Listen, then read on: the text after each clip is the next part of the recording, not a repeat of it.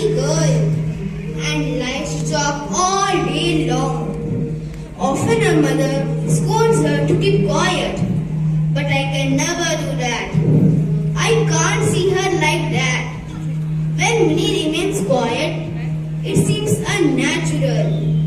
That's the reason. She thinks I'm a good. His father had just started writing the 17th chapter of his novel. Minnie walked into the room and began. Baba, Ramdar was calling the crow a kawa. He's so stupid, isn't he? You know, Baba, Radha was saying that when elephants lift water in their drum and spray it from the sky, it rains.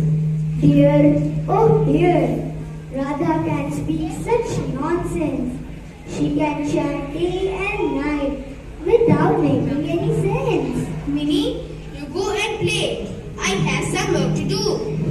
Minnie flopped beside the writing table, close to her father's feet, and began to play a game of knick-knack, rapidly chanting a nursery rhyme. Stopping again, abruptly, Minnie ran to the window and began calling out at the top of her voice. Kabuliwala, oh Kabuliwala, Kabuliwala.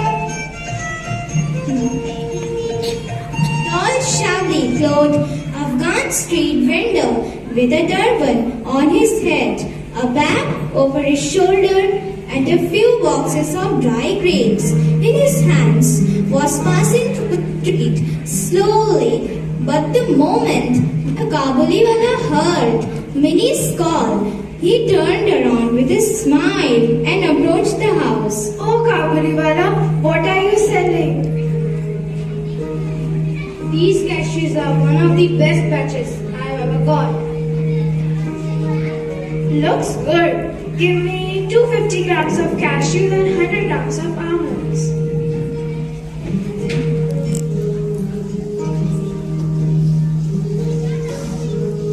Baba, what's in his bag? Does he keep children in that bag? No, beta.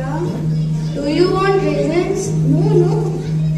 A few days later, Minnie's father saw Minnie chattering with the Kabuliwala non-stop. The father was shocked to see that Minnie too was listening to the Kabuliwala patiently, as she only listened to her father in such a way.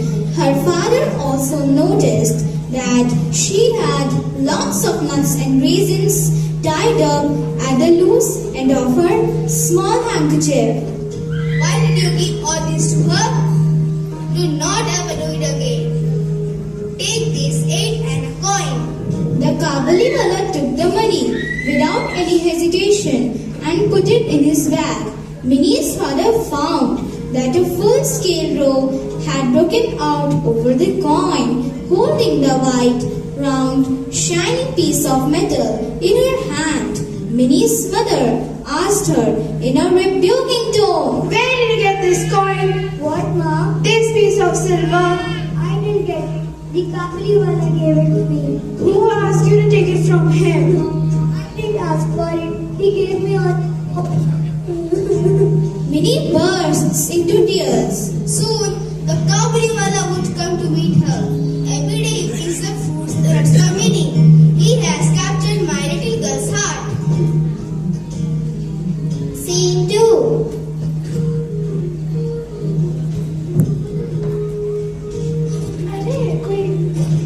Hey Minnie, why don't you come and play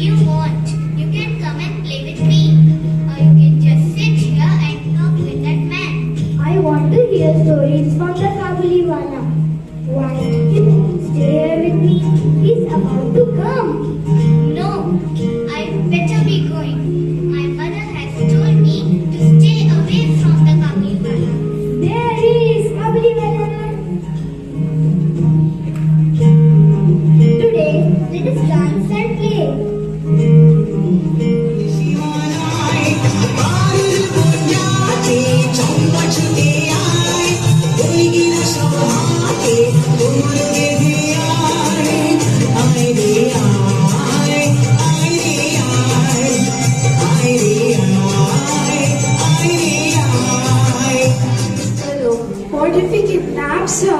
No, he just comes to chat with our princess.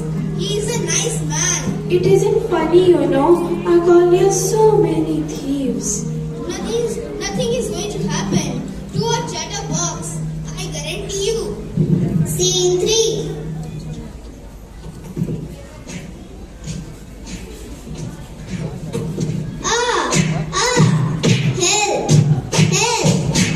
Kabuliwala rushes to him. The neighbors also came running. They thought that the crime was committed by him.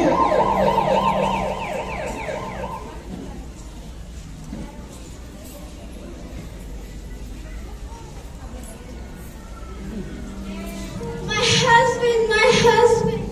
What crime did he commit, police officer? One of your neighbors had to pay money to the Kabuliwala for a rampery shawl. When the man denied, an argument broke out between them. In the heat of the argument, he took out a knife and stabbed the man. The man is in deep pain now. We have no other option but to put him in the jail. It's alive! It's alive! Stop lying. Many people saw you. I know you must be regretting it now.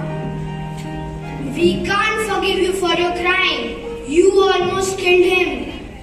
I will never forgive you, you evil man. You almost killed my friend. What if he died? Who would take care of his little children? Who can be so cruel? For such a little amount of money, my husband wouldn't survive. If the police didn't come on time, I hope that you stay in the jail for your whole life. God will never forgive you. He was thinking that no one will get to know about his wrongdoings. Yes, he's such a thief. Take him away. The police takes Raymond away. Several years passed when suddenly Salam, sir. Good evening. Remember me? Hello, Rahmat. When did you come back? They released me from the jail yesterday evening. Is Minnie at home? Can I please meet her once? It won't be possible to see anyone at this time. We have a wedding in the house today. I brought these grapes and raisins for her. Minnie's father called for Minnie. Minnie,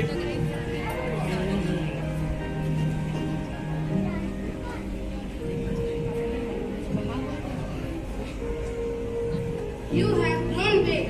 Are you going to your in-laws' house? Minnie now understood what in-law meant.